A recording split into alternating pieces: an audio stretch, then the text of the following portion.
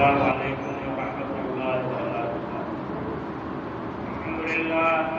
الحمد للہ نحمده ونستعینه ونستغفره ونؤمن به ونتوکل علیہ ونعوذ باللہ من شرور انفسنا ومن سیئات اعمالنا من یهده اللہ فلا مضل له ومن یضلل فلا هادی له ونشهد ان لا الہ الا اللہ ونشهد أن محمدا عبده ورسوله أما بعد فإن خير الحديث كتاب الله وخير الهدي هدي محمد صلى الله عليه وسلم وشر الأمور محدثاتها وكل محدثة بدعة وكل بدعة ضلالة وكل ضلالة في النار۔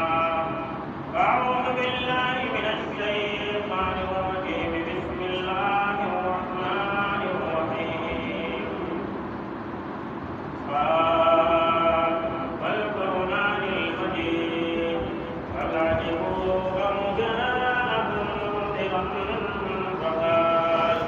فقال الكافرون هذا شيء عجيب أئذا متنا وكنا ترابا ذلك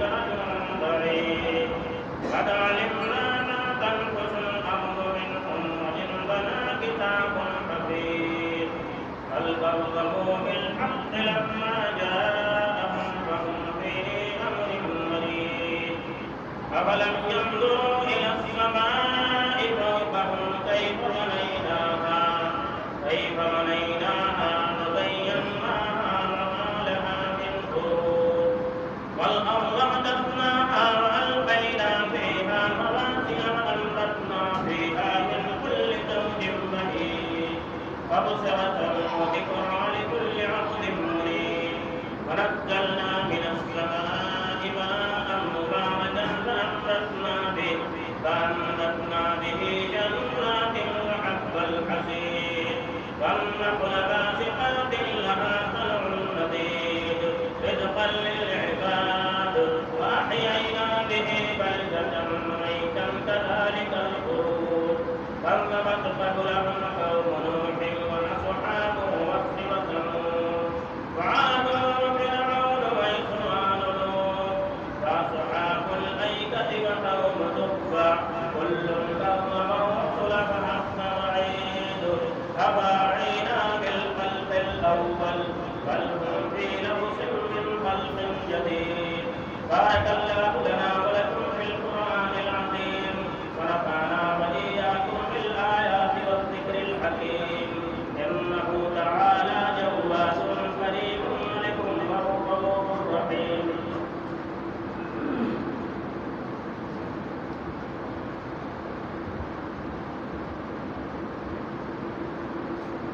الحمد لله نحمده ونستعينه ونستغفره ونؤمن به ونتوكل عليه ونعوذ بالله من شرور انفسنا ومن سيئات اعمالنا من يهده الله فلا مضل له ومن يضلل فلا هادي له ونشهد ان لا اله الا الله ونشهد ان محمدا عبده ورسوله اما بعد فان خير الحديث كتاب الله وخير الهدي هدي محمد صلى الله عليه وسلم وشر الامور وكل محدثة بدعة وكل بدعة ضلالة وكل ضلالة في النار۔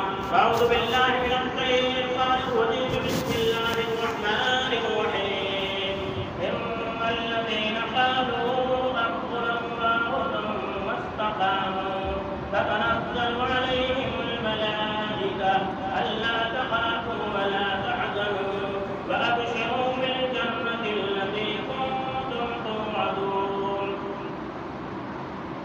حاضرین جمعہ، دینی و ملی بھائیوں، میرے ہم عمر ساتھیوں، سب سے پہلے ہمیں اللہ رب العزت کی تعریف و توصیف، بڑائی اور بزرگی لائق و زیبا ہے جس نے ہم تمام انسانوں کو اس دار فانی کے اندر پیدا کیا۔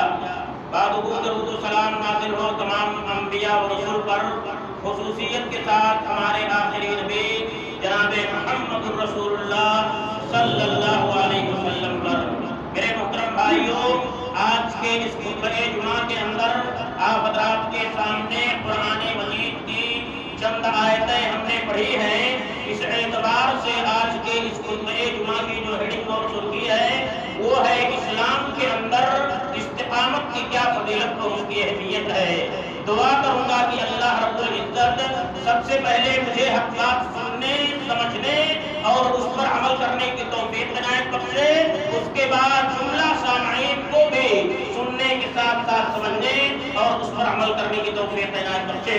میرے محترم بھائیوں، اگر برا نہ مانے تو میں آپ سے ایک بات نہایت ہی کہنا مناسب سمجھتا ہوں، وہ یہ کہ اس ہندوستان کے حالات کیا ہیں آپ حضرات کی نگاہوں کے سامنے ہے۔ اس حکومت کی نظر میں مسجدیں کیا رول ادا کرتی ہیں، یہاں کی جو حکومت ہے اس کی نظر میں مسجدوں کا کیا رول ہے، آپ حضرات بخوبی واقف ہیں۔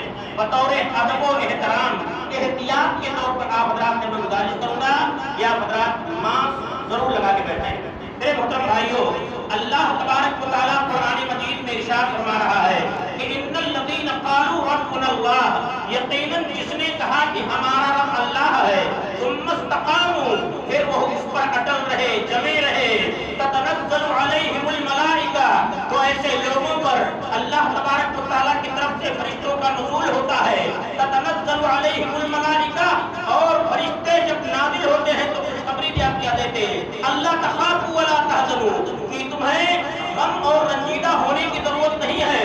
وَأَبْشِرُوا بِالْجَنَّةِ الَّتِي كُنتُمْ تُوعَدُونَ، تم اس جنت کی خوشخبری لے لو، تم اس جنت کی خوشخبری سن لو جس کا اللہ تبارک و تعالیٰ نے تم سے وعدہ کیا تھا۔ میرے محترم بھائیوں، استقامت کہتے ہیں کہ کسی کام کے کرنے میں مسلسل جد و جہد اور کوشش کرنے کا نام استقلال اور استقامت ہے، اور بغیر استقلال اور استقامت کے دنیا کا کوئی بھی کام پایۂ تکمیل تک نہیں پہنچ سکتا ہے۔ ہر وہ کام جسے حق سمجھا جائے اس کو حاصل کرنے کے لیے گرچہ انسان کو کتنی ہی تکلیف برداشت کیوں نہ کرنی پڑے، اس کو حاصل کیا جائے، اسی کا نام استقلال اور استقامت ہے۔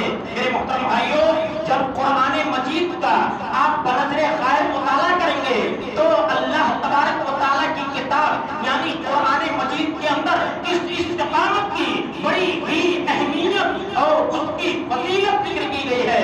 اللہ تبارک و تعالیٰ قرآن مجید میں ارشاد فرما رہا ہے کہ اہدنا الصراط المستقیم، ایک دوسری جگہ ارشاد فرما رہا ہے کہ انما الہکم الہ واحد فاستقیموا الیہ واستغفروہ، اور اسی طریقے سے اللہ تبارک و تعالیٰ ایک تیسری جگہ ارشاد فرما رہا ہے کہ ان الذین قالوا ربنا اللہ فلا خوف علیہم ولا هم يحزنون۔ میرے بھائیوں، پتہ یہ چلا کہ استقامت کی اسلام کے اندر بڑی ہی بڑی مشاقت میں بات کر رہا ہوں، اسلام کے اندر استقامت کی بڑی اہمیت اور فضیلت آئی ہے۔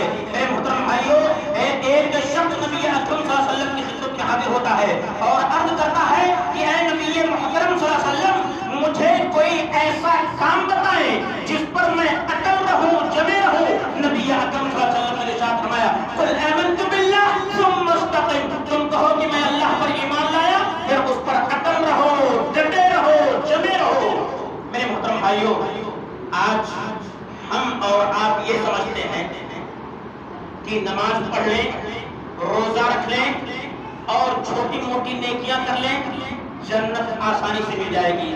میرے محترم بھائیوں، کیا نبی اکرم صلی اللہ علیہ وسلم کے صحابہ کی زندگیوں کے تعلق سے ہم نے نہیں سنا؟ کیا نبی اکرم صلی اللہ علیہ وسلم کی زندگی کے تعلق سے ہم نے نہیں پڑھا؟ کیا نبی اکرم صلی اللہ علیہ وسلم کے صحابہ کو کتنی اذیتیں اس اسلام کے تئیں، کتنی تکلیفیں، کتنی مصیبتیں اس اسلام کے تئیں آئیں، کیا ان لوگوں نے اس تکلیف کو، اس اذیت کو برداشت نہیں کیا؟ اللہ تبارک و تعالیٰ قرآن مجید میں ارشاد فرما رہا ہے کہ ام حسبتم ان تدخلوا الجنہ ولما یعلم اللہ الذین خلوا من قبلکم مستهم البأساء والضراء وزلزلوا حتى يقول الرسول والذین آمنوا معه متى نصر اللہ الا ان نصر اللہ قریب۔ کیا تمہیں یاد نہیں ہے ام حسبتم ان تدخلوا الجنہ، کیا تم نے یہ گمان کر رکھا ہے کہ جنت ایسے ہی مل جائے گی؟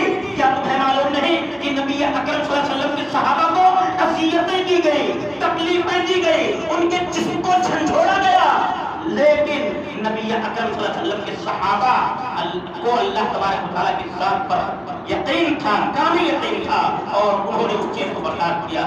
میرے محترم بھائیوں، نبی اکرم صلی اللہ علیہ وسلم نے اپنے صحابہ کے احوال میں سے جو احوال ذکر کیے گئے ہیں وہ امت کے لوگوں کے لیے نمونہ ہے۔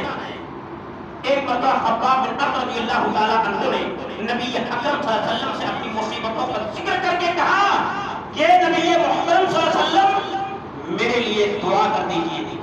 نبی محترم نے حضرت خباب بن ارط رضی اللہ تعالیٰ عنہ سے کہا کہ تم میں سے ایسا مرد بھی ہوا ہے جس کو زمین کے اندر گاڑ دیا جاتا تھا اور اس کے جسم کو دو ٹکڑا کر دیا جاتا تھا، لیکن یہ تکلیف اس کو دین حنیف سے برداشت نہیں کر لیتے تھے۔ یہی نہیں بلکہ انہی خباب بن ارط رضی اللہ تعالیٰ عنہ کا واقعہ ہے بخاری شریف کے اندر۔ یہی وہ خباب بن ارط رضی اللہ تعالیٰ عنہ ہے کہ گرم کوئلہ جلا کر کے حضرت خباب بن ارط رضی اللہ تعالیٰ عنہ کو اس گرم کوئلے پر چت لگا دیا گیا، اور ایک شخص حضرت خباب بن ارط رضی اللہ تعالیٰ عنہ کے سینے پر، چھاتی پر اپنے پاؤں کو رکھے رہا کہ کہیں خباب رضی اللہ تعالیٰ عنہ کروٹ نہ بدلنے پائے۔ میرے محترم بھائیوں، ہوا کیا؟ وہ چلتا کوئلہ حضرت خباب بن ارط رضی اللہ تعالیٰ عنہ کے پیٹ کے نیچے ٹھنڈا ہو گیا۔ مدتوں کے بعد حضرت خباب بن ارط رضی اللہ تعالیٰ عنہ نے اس پیٹ کو حضرت عمر رضی اللہ تعالیٰ عنہ کو جب دکھایا تو کفار و مشرکین کے ظلم و ستم کا وہ سکہ حضرت خباب بن ارط رضی اللہ تعالیٰ عنہ کے پیٹ پر چمک رہا تھا۔ میرے محترم بھائیوں، آپ دور نہ جائیں، حضرت بلال رضی اللہ تعالیٰ عنہ کو دیکھیں۔ حضرت بلال رضی اللہ تعالیٰ عنہ کو گرم چلتی ہوئی ریت پر لگایا جاتا، رسیاں باندھ کر کے زمین پر حضرت بلال رضی اللہ تعالیٰ عنہ کو گھسیٹا جاتا، لیکن حضرت بلال رضی اللہ تعالیٰ عنہ کے زبان مبارک سے اللہ احد اللہ احد کا جملہ نکلتا تھا۔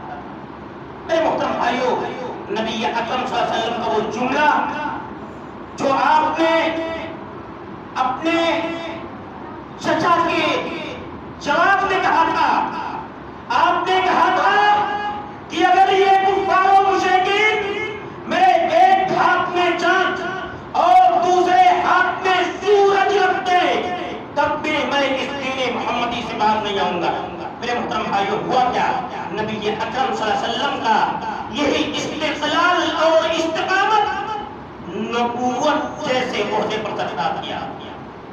یہی نہیں بلکہ واقعتاً حقیقی معنوں میں جب نبی اکرم صلی اللہ علیہ وسلم کی زندگی کے تعلق سے، نبی اکرم صلی اللہ علیہ وسلم کے صحابہ کی زندگیوں کے تعلق سے آپ سوچیں گے، آپ پڑھیں گے، آپ سنیں گے، آپ مطالعہ کریں گے تو آنکھوں سے آنکھوں سے آنسو روا ہوں گے کہ نبی اکرم صلی اللہ علیہ وسلم کے صحابہ کے اندر کتنا استقلال اور استقامت تھا۔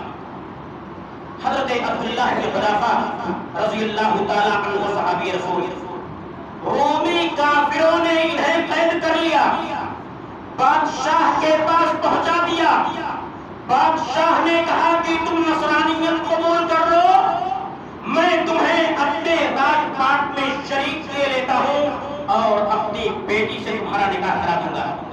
حضرت عبداللہ بن حذافہ صحابی رضی اللہ تعالیٰ عنہ نے کہا کہ ایسا کبھی بھی نہیں ہو سکتا، اگر تو اپنی پوری جائیداد میں حق میں دے دے اور تو یہ سوچے کہ میں دین محمدی سے باز آ جاؤں تو یہ کیا، ایک آنکھ کے جھپکنے کے برابر بھی میں دین محمدی سے باز ہو جاؤں۔